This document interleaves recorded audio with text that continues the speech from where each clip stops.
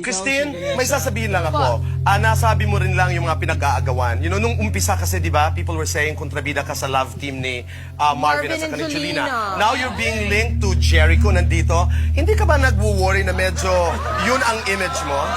Well, actually po, wala namang katotohanan sa lahat ng yun eh. Wala. Wala. You don't like... May kilala ba kaming katotohanan mo? Wala nga Okay. Pero Christine, ito, huli na lang. How does it feel? Alam mo, ito, one of the prettiest women para kay Aga Mulak. Aga Mulak, oo. Anong pakiramdam? Siyempre ma-flattered ako.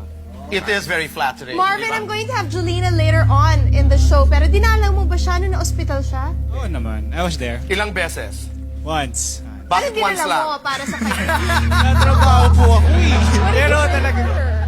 What did you bring? Well, actually kasi busy ako nung time na yon. So, nung nalaman ko na aksidente, tumatawag ako. Tapos nagpadala agad ako ng flowers. May busy ba pag in love? Siyempre wala. Pero Sineryoso talaga. seryoso ako Are you singing? I'm with the comedy with Sila Marvin and You're more comfortable in comedy? yeah. Do you like Marvin? Yeah, I like Marvin. You do? Yeah. What's the best thing about Marvin? He's cute. Bagets ngayon talaga, boy, super honest. Yeah, that's right.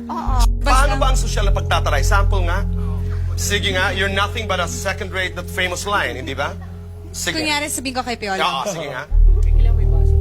kailangan may sampal din. Okay lang. Okay lang. You're nothing but a second rate, trying hard. Pussycat.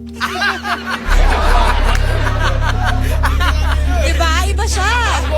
Chris, ang tanong ko kay Juan Mig, kasi ito parang nakikita ko, dahil lahat nga kayo itutugma doon kung saan kayo magaling. Dadating ang araw na parang kayo yata ang magkaka-compete, no, with each other. Sino? One Mig? Sila, no? Kasi kung sino ang magaling at kung sino ang kakagatin, siguro mapapadalas.